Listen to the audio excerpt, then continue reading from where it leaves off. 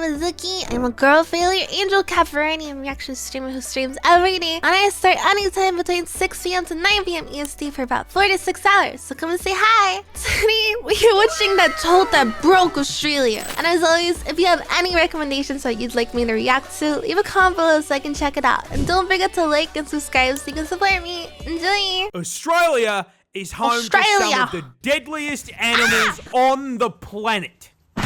Yeah. But what if I told you there's one creature they all fear? An invasive species, millions strong, wiping out native animals that we are locked in combat with to this very day. What kind of vile beast is capable of spreading such reckless hate? The answer is this fat fucking toad. What? But how did this war begin? Well, to answer your why question, is it so we're going to have to go way back. The year is 1866. We are in the land down under, and our story begins the same way many tragedies do. With the British. You see, having gone hippity-hoppity, your ancestral home is now my property around 90 years back, the Brits were in full swing, rampantly colonising the country.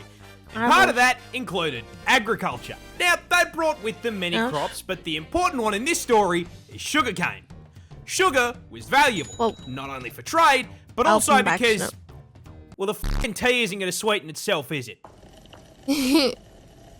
But for sugarcane, what else can you make out of sugarcane? Sugarcane only grows in the heat, which ruled out the south of the country. It also likes humid environments, which ruled out Western Australia. Which left them with one option. And so, the cane farmers loaded up their first Stardew Valley save in Queensland in 1866. But the farmers ran into an issue. You see, Queensland is home to these nifty little bugs called Dermalopida albahertum. These are native beetles that hit their macros by munching on plant leaves. So when cane farmers joined the Queensland Minecraft server and set up a fucking Hermitcraft-sized farm, the beetles were in heaven and set to work demolishing the plant leaves. Now, funnily enough, the adult bugs weren't actually the problem. Sugarcane leaves hold full value. But the problem is that with such an abundant food source, the bugs started multiplying, laying their eggs around the base of the plants. These eggs hatched into larvae. And unlike the grown-ups, these little worms don't eat the leaves. They eat the roots. And so the sugarcane starts getting absolutely fucking spit roasted. And the farmers can do nothing but watch as sugarcane yield plummets through the floor along with their profits. Dude, this whole situation really pissed off the farmers, who banded together, went to the Australian government, and told them to fucking fix it. Sir, a horde of creatures is destroying the cane fields. And so the Queensland government founded the Bureau of Sugar Experimentation Stations, or the BSES, in 1900. This team of crack scientists then immediately set out trying to solve the very same issue every single Factorio player faces. This place is covered in bugs. They are breaking my shit. This is very real. How do I violently slaughter the local wildlife in order to expand capitalism and my profit margins? The BSES pondered this question for 25 fucking years. They tried spraying chemical insecticides. Didn't work. They tried injecting insecticides into the soil. Didn't work. They tried releasing the fucking cordyceps fungus. And it still didn't work. Then, one day in the office, while pondering this question, someone had an idea. I don't live in like the middle of nowhere. We are getting outmaneuvered by the cast of Bugs Life. Someone in this office, please give me anything. What about cane toads? What? Oh my god. Cane toads. Those big fucking fat things that exist in the cane fields in Hawaii. I mean, it's a frog. They eat bugs. We just introduce an invasive species to fix a problem caused by an invasive species. I mean, what could possibly go wrong? What could possibly go wrong? In June 1936, Oh my 2,400 brave cane divers were deployed to the fields to deal with the arthropod menace. But there's just one small issue. Yeah. Cane toads were fucking dog shit. Yeah, funnily enough, big, fat, slow, ground-dwelling toads were not exactly the smartest solution to deal with beetles that spend the majority of their adult life 6 meters off the fucking ground. I have the high ground. On top of that, my cane God. toads don't dig for food either. So they didn't eat the larva. Now, this all sounds like information that should have come up during the research and study phase of the plan. This, however, implies that there was a research and study phase. The BSES did not conduct a single fucking study on environmental impact before releasing an army of cane toads. Are you fucking... That's gotta be like cinema. That's cinema chat. Absence of brain cells caused a rather spectacular domino effect of ecological f***ups. Yeah. And it's going to teach you a valuable lesson about invasive species. You see, while the cane toads barely ate what they were supposed to, they did eat. And as incredibly large omnivorous toads, they ate practically anything they could fit into their mouths. Yeah, that makes Rats, sense. mice, Lizard. snails, Lizard. baby birds. It was the toad equivalent of fucking Kirby. And then, not unlike the exact problem they were brought here to solve, with all that food, they became they invasive started reproducing. species. A Yeah. lot. In fact, female cane toads can lay anywhere between 8,000 to 30,000 fucking eggs per clutch. But I mean, this should not be too much of a problem. Australia is home to some of the deadliest creatures on the planet. Yeah. Surely, the local wildlife has this under control. Yeah. Wait, what? I don't. Cane toads, they're poisonous. So those little bulges on the shoulder, and those are parotid glands, and they are packed to the brim with bufotoxin. No, that's not a D's nuts joke.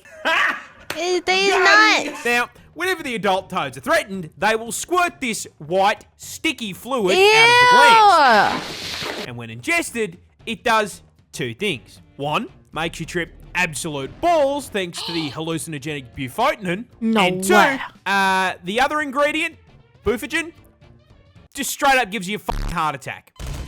Whoa. So you just die. It's important to note that this toxin is also present in their eggs and tadpoles. Now, in their natural habitat, this isn't as much of a problem because everything around them has had thousands of years to get good and deal with this fast poison build by either developing immunity or learning to eat around the glands. But Australia is not their ecosystem. And despite all of the deadly animals we've got, they have had a grand total of 5 minutes to adapt to the presence of the fucking Calid toad. Now, quick question for the class. What happens to an animal population There's when definitely there is nothing Aussies to would eat have it? smoked it. It gets bigger. And so, shortly after being introduced, a rapidly expanding tyrannid swarm of toads began to spread across the country. The BSES noticed this and did fucking nothing. God. Because it technically didn't affect the sugar cane. The swarm spread further, occupying all inhabitable parts of Queensland, and they were laying so many fucking eggs that their clutches began polluting the waterways like a bufotoxin teabag, killing native fish as well as any animals. Insane. That I've never heard of this. Water. The BSES did nothing. Those eggs hatched into tadpoles, which started killing more fish. The BSES still did nothing. The swarm advanced, breaching into the Northern Territory and New South Wales. When questioned, the BSES insisted the toads were doing their jobs and everything was fine. By the 1980s, the toads were now starving out or just fucking eating local wildlife and one-shotting anything that tried to eat them. Oh my God. At this point, there were 5 fucking million of them. That happened a lot. So, with local wildlife being absolutely fucking decimated, the BSES was forced to acknowledge that maybe, God, chat. This is insane. Maybe. Listen. Just maybe. Just We maybe. fucked up. But, well, everyone makes mistakes. Nothing we can do about it. No, they left it for the government to clean up. Sir, a second horde of creatures has escaped the cane field. Fuck! Yeah, they realised just how much damage was being done and in 1986 began funneling federal funds into controlling the population. How they tried stupid trapping can you be, and bro? physically removing the toads, but unless they had 5 million traps, that wasn't going to do shit. Biological warfare was proposed in the form of releasing viruses and parasites, but was shot down because it would do just as much damage to the native wildlife. Exactly. And so, the toad front continues to advance to this day. God. So where does that leave us? Short answer Doing fuck all. is kind of fucked. Cane toads now threaten a total of 75 native species. And they've even driven populations of animals like the northern quoll to complete extinction in parts of the country they infest. And with the population now sitting at 200 fucking million toads, that infestation is spreading. How have I never heard of this before? They will be fucking up ecosystems in 5 states in the near future. And given that they have amassed a population 10 times the size of the humans in Australia, the government has completely fucking abandoned the fight for eradication, switching focus to harm reduction, using bait toads covered in non-lethal but unpleasant substances to try to teach local wildlife that toad bad. On top of this, the government has encouraged the broader public to, just fucking kill the toads. You are supposed to do it humanely by catching them and sticking them in a freezer for 48 hours. But, wait, you stick them in a freezer? Most people don't want a frog taking up their freezer space. So they just use a fucking golf club or a car. Oh my God. That's and insane. With this being Australia, our wildlife is also putting up a fight. Keelback snakes, for example, are immune to their venom, and Ricali and magpies have learned to flip them onto their backs before getting a feed. Now, jokes aside, you want to know who I feel genuinely fucking awful for?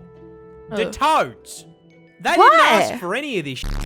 They just got dumped onto a random island and did their thing, and now they are being actively hunted. No. The assholes in this story are the BSES and the cane growers. Because you may be thinking, why were they allowed to do this shit in the first place? Yeah. Well, that's the neat part. They weren't. The federal government banned the fucking idea when they came up for it in 1935, based on the advice of entomologists who rightly presumed the toads would become a bigger fucking issue than the beetles. But the BSES and the cane growers lobbied to have the ban lifted in 1936. Oh my God. We are stuck in permanent toad combat because these dickheads looked at scientific advice and said, and nah. went, nah. No. You have got to be fucked. G'day, Merry Christmas. That's funny. And I will We bought see you you to all my next time.